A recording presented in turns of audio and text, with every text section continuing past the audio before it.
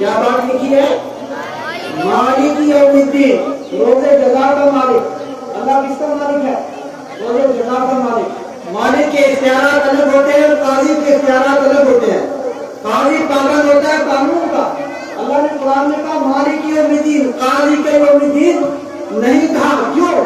اس لیے کہ قاضی پابند ہوتا ہے قانون کا، مالک قانون کا پابند نہیں ہوتا ہے۔ مثال کے طور پر آپ دیکھ لو کہ ایک شخص نے قتل کیا، اس کے خلاف مقدمہ دائر ہوا ایس ایچ او صاحب کے پاس، اب ہائی کورٹ میں پیش کیا گیا، اس کو سزائے موت سنا دی گئی۔ یہ اب جاتا ہے ہائی کورٹ سے سپریم کورٹ میں جاتا ہے، جہاں بھی جاتا ہے تمام کورٹ اس کی سزا کو برقرار رکھتے ہیں، اور جس کورٹ میں بھی یہ جاتا ہے اس کو جاتے ہوئے وکیل کی ضرورت پڑتی ہے۔ کس کی ضرورت پڑتی ہے؟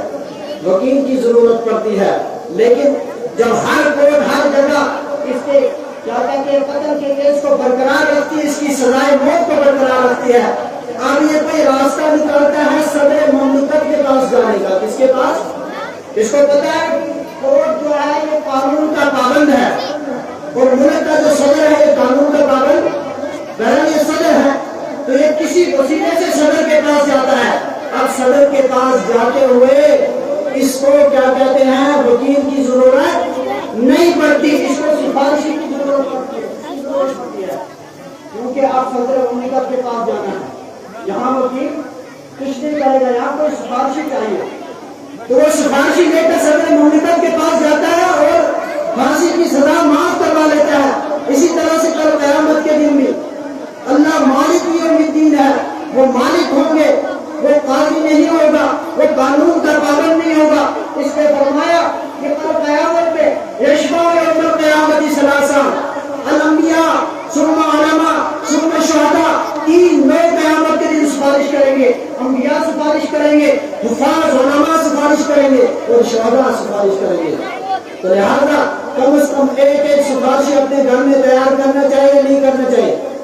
بولو بھائی کرنا چاہیے نہیں کرنا چاہیے؟ کرنا چاہیے۔ تو عہد کرتے ہیں کہ انشاءاللہ اس چارہاما کے گاؤں کے ہر گھر میں اگر ڈاکٹر پروفیسر موجود ہے تو ہر گھر میں حافظ قرآن بھی موجود ہے انشاءاللہ۔ جیسے میں عرض کرتا چلوں کہ جب آپ ایک مقدمہ دائر کرتے ہیں وہاں آپ کو وکیل کی ضرورت پڑتی ہے۔ کس کی ضرورت پڑتی ہے؟ وکیل کی ضرورت پڑتی ہے۔ اور جب سفارش نہیں ہوتی ہے تو پھر آپ سفارش لینے جاتے ہیں، وہاں وکیل کی ضرورت، وہاں سفارشی کی ضرورت پڑتی ہے۔ کس کی ضرورت پڑتی ہے؟ سفارشی کی ضرورت پڑتی ہے۔ اسی طرح سے کوئی ڈاکٹر ہے، کوئی انجینئر ہے، آپ دیکھو جہاں ڈاکٹر کا کام ختم ہوتا ہے مولوی کا کام وہاں سے شروع ہوتا ہے۔ ہسپتال میں بیمار کو داخل کیا، زیادہ بیمار ہے، ڈاکٹر کہتے ہیں اب لا علاج ہے، اب اس کا بیٹا کیا کرے گا؟ دوسرے ڈاکٹر سے رابطہ کرے گا؟ نہیں، مولوی صاحب کو فون کرتا ہے مسجد میں دعا کرواؤ، سورہ یاسین پڑھاؤ، مغفرت کی دعا کرواؤ، کوئی آسانی ہو جائے، اللہ پاک شفا دے۔ گویا کہ جب ڈاکٹر کی ڈگری ختم وہاں سے مولوی کی ڈگری شروع۔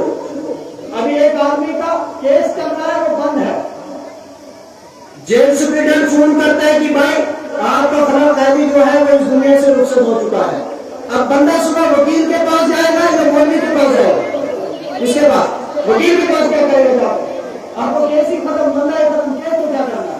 وہ ضرور مولوی کے پاس جائے گا، کہے گا اس کو کفن دفن کا معاملہ کرنا ہے، لہٰذا آپ تشریف لائیں۔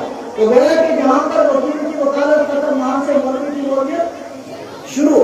تو اسی طرح سے قیامت کے دن جب ساری چیزیں قیامت کے دن جب سفارش کی ضرورت پڑے گی، نہ اس پر ڈاکٹری نہ انجینئرنگ نہ کوئی اور شعبہ اس وقت کام آئے گا، اس وقت اگر کام آئے گا تو انبیاء کی سفارش ہوگی، علماء کی سفارش ہوگی، حفاظ کی سفارش ہوگی، یا پھر شہداء کی سفارش ہوگی۔ تو لہٰذا ایک سفارشی اپنے گھر سے تیار کرنے کا یا نہیں کرنا ہے؟ لوگ کہتے ہیں مدرسوں سے انجینئر ڈاکٹر کیوں نہیں نکلتے؟ مدرسے سفارشی پیدا کرتے ہیں، سفارشی۔ فرمایا مولانا منظور احمد نعمانی رحمۃ اللہ علیہ لکھتے ہیں معارف الحدیث میں، کہتے ہیں قیامت کے دن جب جنتی جہنمیوں کے پاس سے گزریں گے، کیا گزریں گے؟ جنتی جہنمیوں کے پاس سے گزریں گے تو ایک شخص ایک عالم سے کہے گا اما تعریف نہیں، کیا آپ مجھے پہچانتے ہیں؟ کہے گا انا الذی سقیت بشربۃ الماء، میں نے آپ ایک پانی کا گلاس دیا تھا دنیا کے اندر. دوسرا آدمی کہے گا آپ کا تعریف نہیں, آپ مجھے کیا چاہتے ہیں؟ کہا نہیں. کہا کیوں؟ انا الذی بابت تمام توقعت بھی, میرے آپ کو وضو کا پانی دیا تھا. فرمایا یہ عالم ان دونوں کی سفارش کرے گا, اس پانی کی گلاس کی وجہ سے, اس وضو کے پانی کی وجہ سے اللہ ان کو جنت میں داخل کر دے گا. بتاؤ علماء وہاں بھی کام آئیں گے یا نہیں؟ حفاظ وہاں بھی کام آئیں گے یا نہیں آئیں گے؟ بالکل کام آئیں گے. تو لہذا ضرور اپنے بچوں کو اسکول پڑھائے تاکہ ہمیں امید کی جا سکے کہ ہمارا بچہ قرآن پڑھ کر دین کی بنیادی تعلیم حاصل کر کے جب کسی مسجد پہ یا کسی گلی پہ جا کے بیٹھے گا انصاف کر پائے گا. کیا کر پائے گا؟ انصاف کر پائے گا. اس چیز کی امید ہمیں رکھنی چاہیے. تو لہٰذا اپنے بچوں کو اسکول ضرور پڑھائیں, لیکن مدرسہ بھی ضرور پڑھائیں. لیکن مدرسہ بھی فرمایا حافظ قرآن کل قیامت کے دن اپنے خاندان کے ان 10 لوگوں کی مغفرت کروائے گا, جنت میں شروع میں لے جائے گا جن کے اوپر جہنم واجب ہو چکی ہوگی.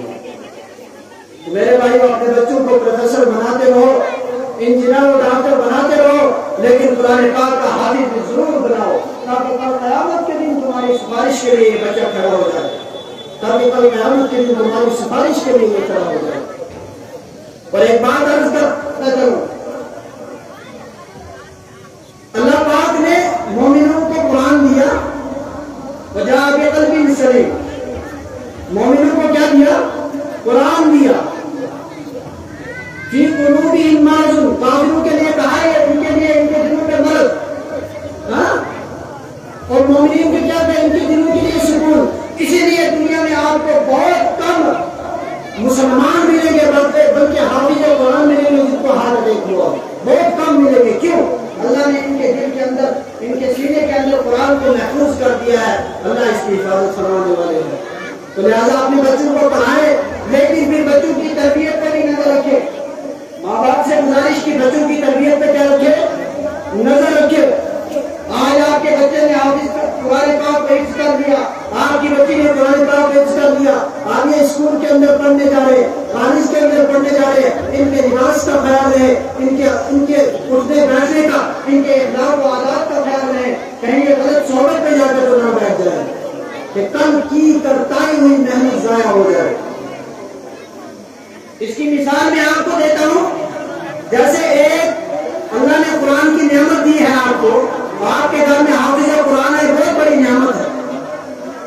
گویا کہ اللہ آپ کو نعمت دینے